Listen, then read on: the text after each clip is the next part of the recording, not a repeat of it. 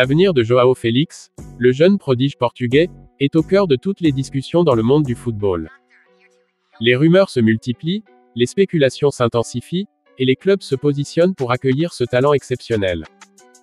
Mais où atterrira-t-il finalement? C'est la question qui brûle les lèvres de tous les amateurs de ballon rond. Benfica, son club formateur, a jeté son dévolu sur João Félix.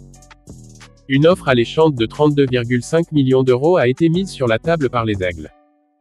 Le jeune attaquant, qui a brillé sous les couleurs de Benfica lors de la saison 2018 en 2019, semble prêt à retrouver son ancien cocon. Mais est-ce vraiment la meilleure option pour lui? L'Atlético Madrid, où João Félix évolue actuellement, détient 50% des droits économiques du joueur. Benfica avait initialement proposé 20 millions d'euros pour cette part, mais les Colchoneiros ont refusé.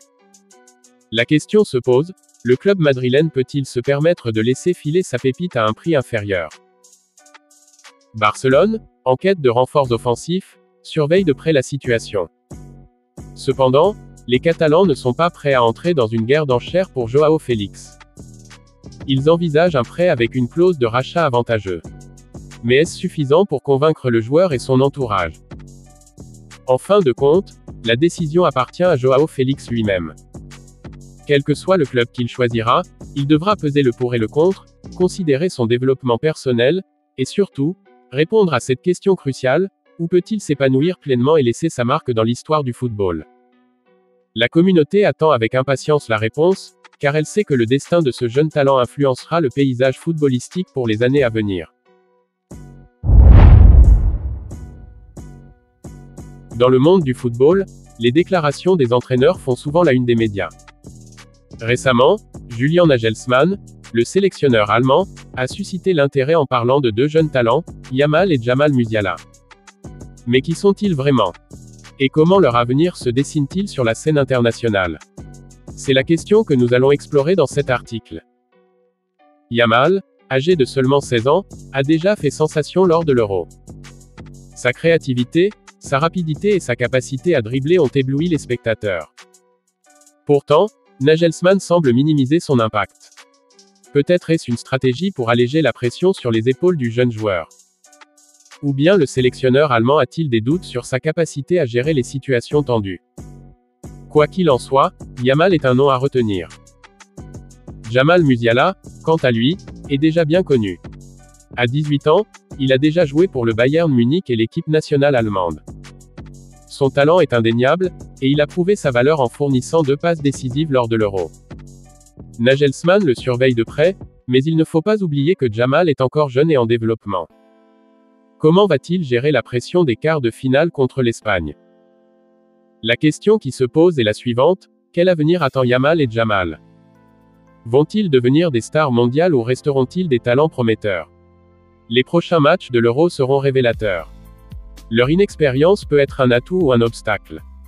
Mais une chose est sûre, ces jeunes joueurs ont déjà marqué l'histoire du football.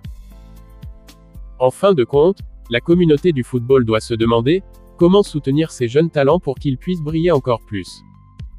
Peut-être que Nagelsmann a raison de ne pas trop se concentrer sur Yamal, mais il est temps de donner à ces joueurs la chance de prouver leur valeur. Alors, quel est votre avis? Comment voyez-vous l'avenir de Yamal et Jamal Musiala?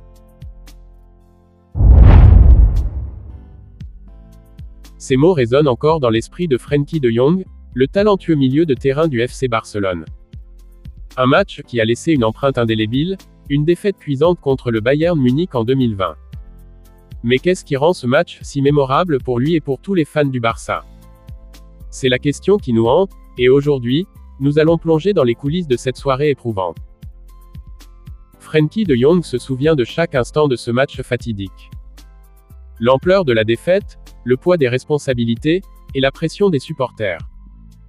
Pour lui, c'était bien plus qu'un simple match de football. C'était une épreuve de caractère, un test de résilience. Les premières nuits après cette débâcle, il a eu du mal à trouver le sommeil, revivant chaque action, chaque erreur. Le Bayern avait été implacable, et le Barça avait été humilié. Frenkie de Jong a depuis porté le maillot Blaugrana à 213 reprises. 213 matchs où il a tout donné, où il a cherché à effacer cette tâche indélébile. Il a marqué 17 buts, délivré 21 passes décisives, et s'est hissé parmi les Néerlandais les plus emblématiques du club. Philippe Cocu, Michael Reiziger, Patrick Kluivert, Ronald Koeman. Tous ont écrit leur histoire au Barça, et De Jong aspire à les rejoindre, voire à les surpasser. Mais qu'en est-il de l'avenir? De Jong rêve de devenir le Néerlandais avec le plus grand nombre de matchs sous les couleurs Blaugrana. Battre Cocu serait un accomplissement exceptionnel, une marque de distinction. Et même s'il reconnaît que le chemin est encore long, il est déterminé à laisser sa trace dans l'histoire du Barça.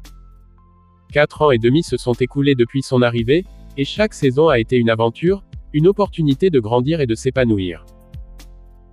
Alors, comment se passe la convalescence de Frenkie de Jong? C'est la question qui nous a guidés tout au long de ce récit. La réponse réside dans sa persévérance, sa passion pour le jeu, et son désir de laisser une empreinte positive.